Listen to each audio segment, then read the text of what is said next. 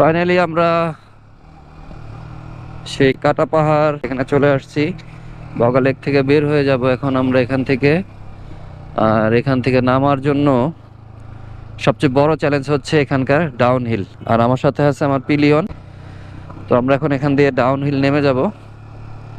কত সুন্দর! আগের বগা লেকের রাস্তা ছিল উপর দিয়ে, যারা অনেক আগে আসছেন তারা জানেন এই উপর দিয়ে নাম যেতে হতো। আর রাস্তা কিন্তু এই রাস্তা ছিল না ভাই। অনেকে আসতেছে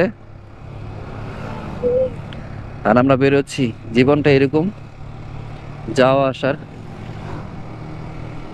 অনেকে আসে আনন্দের জন্য আসে, আবার একটা সময় চলে যেতে হয়। ভাই একটু পিছিয়ে যান।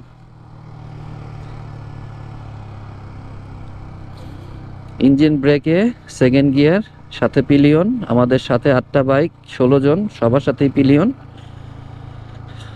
মাথা ঠান্ডা রেখে ব্রেক ধরে ধরে ধরে ধরে নেমে যেতে হবে, কোনো বিষয়ই না আল্লাহর রহমতে।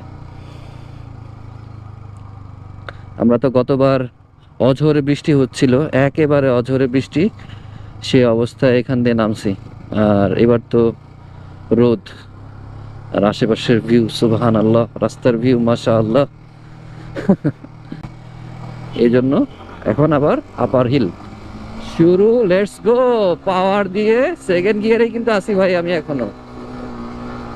তবে এখানকার রাস্তা, ও রাস্তা রে ভাই, রাস্তা স্মুথ না, কিউকারডাঙ্গের মতন স্মুথ না। বগালেকের রাস্তা, রাস্তায় প্রচুর টিউমার হয়ে রয়েছে।